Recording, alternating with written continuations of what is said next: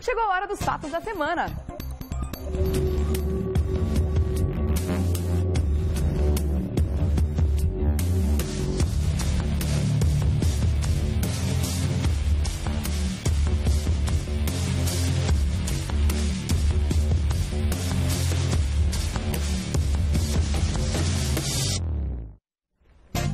Contrariando o governo federal, o Congresso aprovou um projeto de lei que garante a execução em até 30 dias da lei que alivia as dívidas de estados e municípios. Dá uma olhada nesse VT. Na semana passada, a presidente Dilma sofreu uma nova derrota na Câmara dos Deputados. Contrariando o governo, o Congresso aprovou o projeto que garante a execução em até 30 dias da lei que alivia as dívidas de estados e municípios com a União. A medida, que foi aprovada por 389 votos a favor e 2 abstenções, contou até com o apoio de deputados petistas. Sancionada pela presidente em novembro de 2014, a lei aguardava regulamentação para entrar em vigor. O governo federal estava adiando regulamentá-la para evitar perder receita em meio ao ajuste fiscal. Situações como essa são cada vez mais comuns. Insatisfeita, a base aliada não tem se mostrado fiel às necessidades e desejos do governo, demonstrando que, apesar de suas tentativas, o diálogo entre o executivo e o legislativo está cada vez mais difícil. É sobre este assunto que vamos falar agora no Revista da Cidade. Esse e muitos outros, por isso o doutor Eduardo já está aqui com a gente. Tudo bom, querido? Eu vou falar pra você. Hoje tem assunto que não acaba mais, hein? Nossa, eu tô com aquele iPad não, tô com aquele acessório que você coloca do lado para poder armazenar as informações. O HD externo. O HD externo, isso. Eu não entendo muita coisa. Eu não entendo nada de computador, eu tô com HD externo, você lembrou bem. Nossa. Agora não é mais giga, agora a gente precisa de tera para armazenar tanta coisa. Né? Agora não fala mais também que giga, eu não conheço, eu lido com gente. Bom, vamos lá, gente. Vamos falar sobre esse tema que realmente, se a gente tá ficando doido, imagina a presidente Dilma, que tá sofrendo uma derrota atrás da outra no Congresso, e aí contrariando todas as perspectivas de ajuste fiscal que precisa ser feito. Afinal de contas, a gente tá percebendo que tá pagando a conta cada vez mais, né? Agora a água vai subir também, medicamento, etc, etc. O governo arrecadando mais para cobrir os buracos e, ao mesmo tempo, não consegue fazer os ajustes que precisa. Explica melhor pra gente essa história da dívida dos estados e dos municípios, que vai ser agora colocado um outro índice, o que vai diminuir muito essa dívida com relação à União, né? Regiane, essa questão que foi votado na Câmara agora com relação à questão das dívidas dos estados e dos municípios, na verdade não foi uma derrota da presidente. O que ela mesmo propôs há um tempo atrás, porque né? No dia 26 de novembro, saiu no Diário Oficial uma determinação assinada por ela, né, já reduzindo as dívidas dos estados e dos municípios. Isso era um pleito dos próprios governantes. Tá? Então, só que acontece, diante de toda essa crise que o governo federal vem vivendo... Eles acharam melhor não fazer isso agora. A Dilma, o que ela fez? A Dilma, na verdade, se recolheu, fingiu que ela não assinou essa medida, né? E, obviamente, a Câmara se mobilizou, dando um prazo de 30 dias para a presidente, para que a presidente cumpra aquilo que ela tinha acertado e que tinha assinado e que já tinha publicado no Diário Oficial. Mas como é que a gente faz uma leitura de uma atitude como essa do Congresso com relação a ela? É justamente para bater de frente, para peitar, para mostrar que está contra, ou eles estão preocupados com as dívidas dos estados e dos municípios? As casas, o executivo, por isso chama executivo, porque ele tem que executar aquilo que, na verdade, é aprovado pelo legislativo, que legisla, que faz leis, né? E o que a Câmara fez? A Câmara impôs de que o executivo execute, ou seja, faça aquilo que efetivamente deveria fazer. Isso é uma medida importante para os estados e para os municípios. Por quê? Porque, na verdade, quando você diminui essa questão dos juros, porque o que come o problema da dívida são os juros, né? E cada governo, cada estado e cada município tem que pagar a sua parcela. Se deixar de pagar a sua parcela, ela não tem novo dinheiro, ou seja, não recebe um novo dinheiro do governo federal, né? Porque isso, na verdade, vai arrolando, essas dívidas vão sendo arroladas. E a situação anterior os estados e os municípios pagavam, além de pagar um índice, que era o IGP, né, mais 9% de juros ao ano. Com essa nova medida que foi assinada por ela mesmo, vai para 4% e é o IPC. Né? Isso sobra dinheiro. Eu vou dar um exemplo aqui. Por exemplo, São Paulo. São Paulo, a dívida inicial era 11 bilhões. Né? A dívida paga inicial, 11 bilhões. A dívida já paga 25, pagou 2 vezes e um pouco mais. Né? A dívida atual é 62 bilhões de reais. Com essa nova configuração, a dívida vai para 26 bilhões e um prazo, né, um prazo maior para poder, para São Paulo, por exemplo, saldar a sua dívida com o governo federal. Então, isso sobra dinheiro para fazer investimentos. Na cidade. Né, na cidade. Mas então, o governo federal tem que apertar o cinto. Mas o governo federal não vai ter mais esses juros, porque o governo federal não é banco para ficar recebendo 9% de juros ao ano, mais a correção monetária. Então, essa foi uma medida que eu achei que era importante. Agora, é óbvio, cada governador, cada prefeito tem que tem que ter responsabilidade para pegar esse dinheiro que vai sobrar, né? Vai faltar para o governo federal, mas vai sobrar para poder fazer investimento, ou seja, converter isso em investimentos de melhoria, saúde, educação, habitação, transporte, enfim, não ficar gastando em ciclovias, né? Ou seja, dinheiro para que possa manter o ser humano vivo. Essa que é a grande verdade, porque é o que nós estamos tentando combater sobreviver. A dengue, inclusive, que a gente está combater a dengue, né? Mais assertivas em cima disso. Principalmente isso. Então, essa é uma medida que eu acho que a medida foi importante, a Câmara tomou uma atitude e a presidente Dilma tem que, na verdade, 30 dias para poder cumprir essa questão. E engoliu o sapo. Como tem engolido outros, né, com relação a outras derrotas que ela também vem sofrendo. E existe, parece, uma crise política realmente instalada. Mas por culpa dela, né? Por culpa do governo, né? Ou seja, do governo federal, não é por culpa de ninguém. Antes ela tinha o Congresso inteiro do lado dela. Hoje, com essa mudança de novos deputados federais, tem uma nova configuração hoje o Congresso. Tem muita gente, tem muitos, acho que 1/3 mais ou menos, são deputados novos de primeiro mandato, entendeu? Outros que retornaram, então estão com uma outra mentalidade. Por isso que essas derrotas têm ocorrido. E, sobretudo, a mudança do presidente, o presidente da Câmara dos Deputados, né, que também está contribuindo. Ele coloca aquilo que é importante.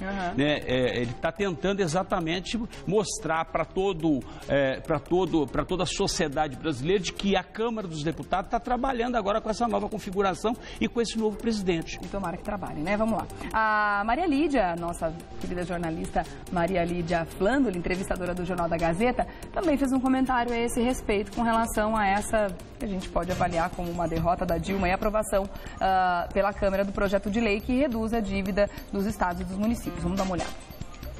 A aprovação do projeto de lei que permite a renegociação do índice de correção da dívida de estados e municípios, independentemente de regulamentação, trouxe aí um problema enorme para a presidente Dilma. Por quê? Governos de estado e municípios não aceitam de jeito nenhum que ela não banque o compromisso assumido com eles. Por outro lado, a presidente Dilma está empenhadíssima na aprovação do ajuste fiscal. Ajuste fiscal que, supõe-se, poderá recolocar a economia do país nos trilhos. E a presidente deixa muito claro, ela não tem como bancar as despesas com a renegociação dessa dívida. Tudo isso tem um peso muito forte, que é o peso político. O peso político para a presidente que não vive os melhores tempos da vida dela, como todos nós sabemos. Assim, do ponto de vista político, a presidente Dilma tem a cada momento dificuldades a serem enfrentadas, principalmente pelo ânimo demonstrado pelos presidentes da Câmara e do Senado, que são do PMDB. Há até quem diga que ela é refém do PMDB nesse governo, nessa segunda fase, né, do governo dela, no segundo mandato, que começou há tão poucos meses. O certo é que, nesse momento, do ponto de vista político, nós não estamos observando abertura de mente e grandeza política dos partidos do nosso país. Nem os da situação, nem os da oposição, principalmente PT e PSDB, onde tudo fica polarizado na hora H da eleição. Não há uma abertura de mente para um pacto, nesse momento, que favoreça o ajuste das contas, que favoreça a recolocada da economia nos trilhos para que o país possa retomar o seu crescimento. O que está faltando agora, de verdade, é grandeza política. O que eu penso é o seguinte, eu acho que é um pleito dos governadores e dos prefeitos, é um pleito justo, né? Tinha que ter tomado essa medida antes, porque o governo federal tem mandado muito dinheiro para fora, ou seja, é porto aqui, é usina lá, ou seja, e é óbvio que as pessoas ficam incomodadas. Por que investe tanto dinheiro fora, né, e não se investe dinheiro dentro do país, né, para o bem-estar do brasileiro? Então eu acho que foi uma atitude realmente correta. Eu acho que tinha que reduzir mesmo essa dívida dos estados e dos municípios, e espero que isso seja cumprido, porque o governo federal vai ter que ajustar, vai ter que ainda apertar mais ainda. O meu receio é que crie novos impostos para poder pagar essa conta, entendeu? Porque de algum lugar o dinheiro vai sair. Isso não tem a sombra de dúvida. E aí a gente fica pensando também com relação a reajustes de salários, da onde sai esse dinheiro todo também? A gente tá vendo que foi aprovado mais um aumento para os servidores públicos federais, foi aprovado pela Câmara também, reajuste para os diretores da Petrobras, sendo que no momento em que está tendo tanta demissão dentro da Petrobras, como é que a gente consegue avaliar uma situação como essa? O que acontece é o seguinte, eu acho que o mais escandaloso dos reajustes realmente é da Petrobras, né? Ou seja, eles estão pedindo um reajuste que o Conselho aprove, né? Ou seja, que nessa próxima reunião, dia 29 de abril, que vai ter uma reunião dos acionistas, que aprove um aumento de 13% para os chefes, ou seja, os diretores da Petrobras. Mas se você for analisar a questão de quanto eles recebem, porque eles não recebem só o salário, eles recebem também dividendos, recebem também outras remunerações de acordo com a produção, de acordo com o andamento da empresa, né, da Petrobras. E mesmo com toda essa situação criada pelo próprio governo, com esses corruptos todos, com a Operação Lava Jato, hoje um diretor ele pode receber até 2,5 milhões por ano, entre salário, né, e outros recebimentos, outros rendimentos. Então, eu quero um emprego desse, eu quero. Contanto que você não entra no meio da corrupção e vá preso. Você vai perder um comentarista, porque é óbvio. Então, só hoje em dia é frio. Entre remuneração, mas isso aqui é salário, né? Salário e remuneração. Só de salário iria para 1.600.000. Isso dá, com o 13º, isso dá 123, 124 mil reais por mês. Quem é que ganha num país 124 mil reais por mês? Sim. Então é algo assim absurdo, ou seja, esse aqui realmente eu acho um dos escândalos que não poderia acontecer agora. Eu acho que o presidente da Petrobras ele tinha que ter a responsabilidade de agora, mais do que nunca, sanear aquilo, ou fechar a torneira do ladrão. Porque você pensa, né, que parou isso? Não, né? Não parou nada. Imagina. Tem gente que, na verdade, continua fazendo a mesma operação. Não pensa você com tem gente que, na verdade, não tem medo da Polícia Federal, não tem medo do Procurador da República e não tem medo do Ministério Público, não tem medo de nada e continua assumindo o risco.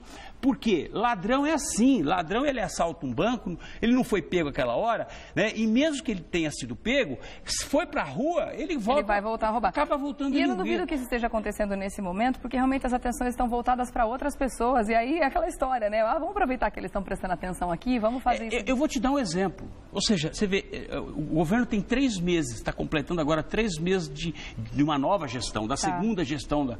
Você vê a quantidade de ministros que já saíram, e o que é muito pior, aqueles que entraram. Porque aqueles que entraram são piores do que os que saíram. Esse que é o problema. O ministro da Educação, que vai tomar posse daqui a alguns dias, ele não entende nada de educação. Foi lá pedir, inclusive, benção lá pro padrinho dele, né? E perguntar como é que ele vai agir, como é que eu faço? Eu estou agora sentado na cadeira. Você lembra o Cid, como é que ele saiu? Ele não era tesoureiro do PT antes? Não, o Edinho, na verdade, que era tesoureiro, assumiu a comunicação. Uma pasta, a comunicação. Tá. E tem um outro, que eu não me lembro agora o nome, mas vai assumir. Mas não entende nada sobre a questão de educação. Esse é o grande problema. Não entende nada do que vai gerir. Então, o Edinho era tesoureiro, virou ministro das comunicações. Então, é uma salada, a gente não consegue entender como é que essas nomeações acontecem, né? E outro, o ex-presidente, o Eduardo, o ex-presidente da Câmara da gestão anterior, também foi nomeado também como ministro, né? E que tinha também, parece, com envolvimento com alguns escândalos, estavam só esperando ver se ele ia passar em branco com relação a essa questão da Lava Jato, para poder assumir o ministério. Então, o problema é esse, sai um ruim e entra um pior. Mas dá para entender por que isso acontece? Num país onde que tem uma mentalidade, onde um ex-presidente acredita que não é importante estudar, que bate no peito para falar que era um semi-analfabeto, chegou à presidência da República, a gente entende que realmente não precisa se especializar naquilo para gerir uma pasta, para fazer a coisa funcionar. Pronto, falei. Dá vontade de falar isso aí. Foi ele e foi o próximo ministro da Educação que foi consultar o Lula. Falou, como é que eu faço? E agora? Eu tenho que ensinar. Como é que eu faço? Ai, socorro! Para tudo que eu quero descer. Agora, falando ainda sobre essa questão da falta de dinheiro, que a gente está por aqui, a gente fica imaginando como é que vai fazer para manter essas relações de amizade, como eles estão querendo manter.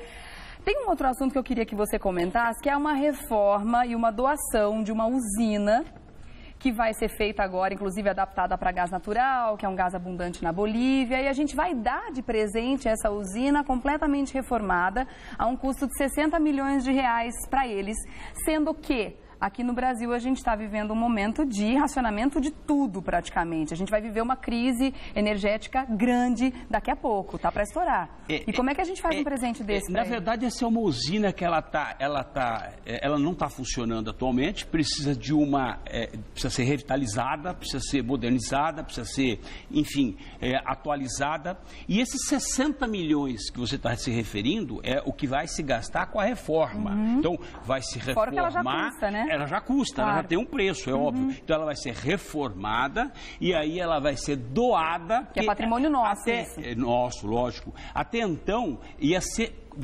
seria vendida para a Bolívia. Só que no decorrer aí do assunto, na discussão do assunto, a Dilma resolveu doar, né, um patrimônio da União, né, essa usina térmica, porque essa usina térmica, ela custa muito dinheiro para fazer funcionar.